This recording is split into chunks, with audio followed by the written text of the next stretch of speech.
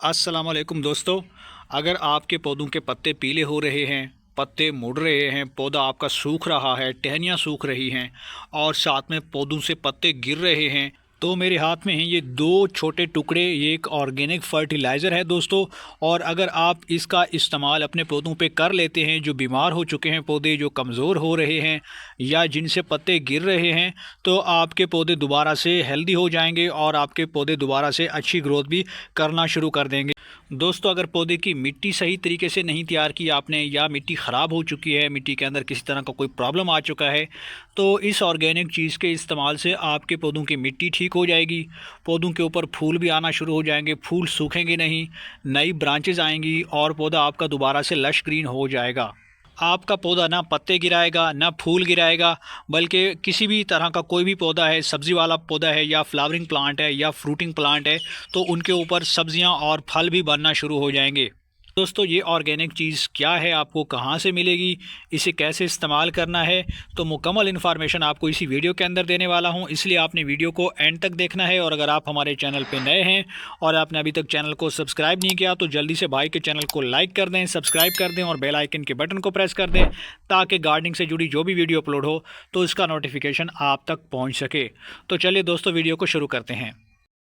तो दोस्तों, हमारा हरा भरा पौधा जब अचानक से सूख जाता है, पत्ते पीले होना शुरू हो जाते हैं, पत्ते सूख जाते हैं और पत्ते कुछ इस तरीके से गमले के अंदर गिरे हुए पड़े मिलते हैं, तो या तो हमारे पौधे के ऊपर वायरस का अटैक हो गया है या फिर पौधे की मिट्टी के अंदर कोई प्रॉब्लम आ चुका है। तो दोस्तों, जब इस तरीके से आपके पौधों के पत्ते पीले होना शुरू हो जाते हैं, साथ में इनके अंदर इस तरीके से सुराख पड़ जाते हैं, या बाज़ दफ़ा हमारे पत्ते जो है वो अंदर या बाहर की तरफ मुड़ना शुरू कर देते हैं, तो आपने जल्द अज जल्द इसका हल निकालना है, इसका इलाज करना है। अगर आप इसमें देर करेंगे तो आपका पौधा जो है बदलते दिन के साथ सूखता ही चला जाएगा और बिल आखिर आपका पौधा डेड हो जाएगा। आप चाहे कोई भी अच्छी से अच्छी खाद दे दें, पौधों की अच्छे से केयर कर लें, जब तक आप पौधे की बीमारी का इलाज नहीं करेंगे तब तक आपके पौधे अच्छे से ग्रोथ नहीं कर सकते। जब कोई भी बीमारी आपके पौधों के ऊपर अटैक करती है, तो फिर क्या होता है कि धीरे धीरे आपका पौधा ड्राई होना शुरू हो जाता है, फूल गिरा देता है, फूल सूख जाते हैं। चाहे आपके पास फ्रूटिंग प्लांट है या सब्ज़ी वाला कोई पौधा है, तो आपका पौधा अच्छे से ग्रो नहीं कर पाएगा और जल्द ही वो तमाम पत्तियाँ गिरा देगा और बिल्कुल सूख जाएगा। तो दोस्तों, हमारे कीमती पौधों के ऊपर काफ़ी सारी बीमारियों का अटैक होता है। चाहे आपके पास वेजिटेबल प्लांट्स हैं, आपके किचन गार्डन के अंदर लगे हुए किसी भी किस्म का कोई भी पौधा है, फ्रूट वाला प्लांट है, तो क्या होता है कि हमारे पौधों के ऊपर बहुत सारी बीमारियों का अटैक होता है। अब हमने इन बीमारियों से पौधों को कैसे बचाना है और ये बीमारियां लगती कैसे हैं। सबसे कॉमन बीमारी जो है वो पौधों को पानी देने से लगती है, यानी कि आप गमलों की मिट्टी के अंदर ज़्यादा ओवर वाटरिंग करते हैं। तो दोस्तों, अगर आपके पौधे एक बार बीमार पड़ चुके हैं और उनकी मिट्टी अच्छे से काम नहीं कर रही, पौधे सूख रहे हैं, तो फिर आपने इसका यही हल निकालना है कि आपने ये चीज़ लेनी है। ये ऑर्गेनिक चीज़ है, इसका नाम क्या है, तो ये है नीम केक। इसे आमतौर पे जो है वो नीम खली भी कहा जाता है, और इसका इस्तेमाल करके हम अपने पौधों की जड़ों के अंदर फंगस को ख़त्म कर सकते हैं, बीमारियों को भगा सकते हैं, पौधों को सेहतमंद बना सकते हैं, कमज़ोर और ख़राब जो जड़ें हैं उनको दोबारा से रिपेयर कर सकते हैं और पौधों को हरा भरा बनाएंगे। तो अब इसका सही इस्तेमाल क्या है दोस्तों, तो इसके लिए आपने करना ये है कि एक गिलास के अंदर पानी लेना है, और मेरे पास ये जो नीम खली के दो टुकड़े हैं, छोटे से आपने टुकड़े लेने हैं, तकरीबन 5 से 10 ग्राम के बराबर। तो आपके पास ज़्यादा तादाद में पौधे लगे हुए हैं और बीमार हो चुके हैं या उनकी ग्रोथ अच्छे से नहीं चल पा रही, तब आपके पास ये ऑप्शन है कि आप ये ज़्यादा भी इस्तेमाल कर सकते हैं। और इस तरीके से मैं इस पानी के अंदर डाल दूँगा। अब इस पानी के अंदर पड़े हुए तकरीबन हमने इसे 1 दिन रखना है। 1 दिन के बाद ये फर्टिलाइज़र मुकम्मल तौर पर तैयार हो जाती है। तो दोस्तों, यहाँ पे पूरे 1 दिन के बाद हमारा ये लिक्विड फर्टिलाइज़र मुकम्मल तौर पे हल हो चुका है पानी के अंदर और तैयार हो चुका है। अब हमने इसे ऐसे पौधों पे अप्लाई करना है जो हमारे पौधे बीमार हो चुके हैं और उनकी ग्रोथ अच्छे से नहीं चल पा रही।